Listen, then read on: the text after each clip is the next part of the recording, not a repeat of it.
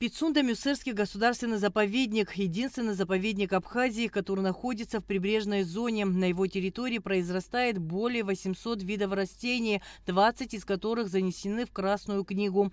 Также заповедник известен своими природными и архитектурными достопримечательностями. Самое главное для нас сейчас – это максимально распространять информацию о том, что этот заповедник – уникальный памятник природы. Мы хотим, чтобы жители Абхазии знали о наших богатствах, чтобы были вовлечены в эту интересную работу. Мы хотим популяризировать краснокнижные растения, которые у нас насчитываются в количестве 22 штуки. Мы хотим распространять через экоматериалы эти знания, поэтому ведем большую просветительскую работу. Заповедник расположен на южной оконечности Пицунского полуострова и на высокогорных землях Мюсырской возвышенности, отсюда и двойное название. Площадь природоохранной территории составляет 3770 гектаров, большая часть занята лесами. Кроме лесных массивов в заповеднике есть поляны, ущелья, каменные россыпи и песчаные пляжи. Оба участка, Пицунский и Мюсырский, имеют практически однотипный субтропический климат, характеризующийся достаточно высокой влажностью, теплой зимой и умеренно жарким летом. Наша роща славится тем, что доминанта этого леса – сосна пицунская, реликтовый вид, который образовал очень ценный подлесок. У нас в заповеднике собрано большое флористическое богатство, которое сохранилось до наших дней со времен доледникового периода. На территории Пицунского мыса испокон веков росла редкая пицунская сосна, которую люди нещадно вырубали на протяжении нескольких веков. Исследователи кавказских лесов постоянно ходатайствовали об усилении охраны сосновой рощи и добились того, что в 1910 году Пицунский мыс официально стал считаться памятником природы. Основное направление нашей деятельности – это охрана территории, просветительская деятельность, научно-исследовательская деятельность. И мы до сих пор занимаемся этими работами в немного суженных масштабах, конечно, но тем не менее этот памятник природы сохранился, и мы продолжаем его защищать.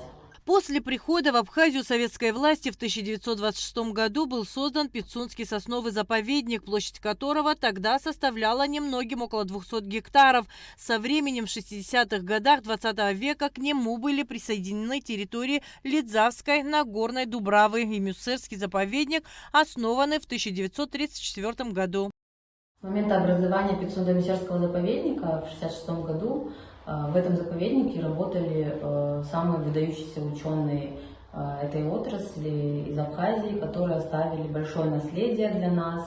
У нас есть полное таксационное описание, у нас все деревья пронумерованы, имеют каждый свой номер, описана была полностью их судьба, велся строгий учет, санитарное состояние леса поддерживалось на высочайшем уровне, проводились различные исследования.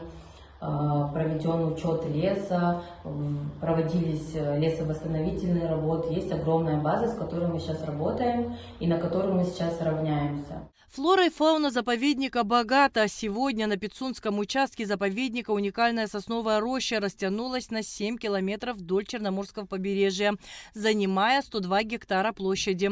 Кроме этого, реликтового леса на 63 гектарах участка растет не менее ценная самшитовая роща, и на 45 гектарах расположено прекрасное озеро Инкит, глубина которого составляет около 6 метров, ширина примерно 500 метров, а длина 1150 метров. Вторая мюсырская часть заповедника не менее живописна. Она находится на берегу Черного моря. Поднимающиеся высоко к небу отвесные каменно-известняковые террасы, резко обрывающиеся прямо в морскую пучину, представляют собой зрелище удивительной красоты.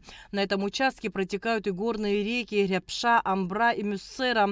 Огромная часть территории покрыта лесами, в которых растут дубы, восточные буки, грабы. Есть там и пицунские сосны, земляничные деревья, каштаны, ольха и лапина. Средний возраст деревьев 90 лет. Богат заповедник и другой растительностью. Рододендроны, шалфей, ладаник, колхидский плющ. Сегодня в Пицунда-Мюсырском заповеднике можно встретить ястребов, коршунов, кавказских уларов, куниц, белок, косуль, средиземноморских и болотных черепах, а также занесенных в Красную книгу змей. Помимо природных достопримечательностей, на заповедных землях есть и археологические памятники, остатки древнего поселения и храма, датируемые 1 и 4 веками нашей эры. Адис Сагария, Адам Ирдженя, Абхазское телевидение.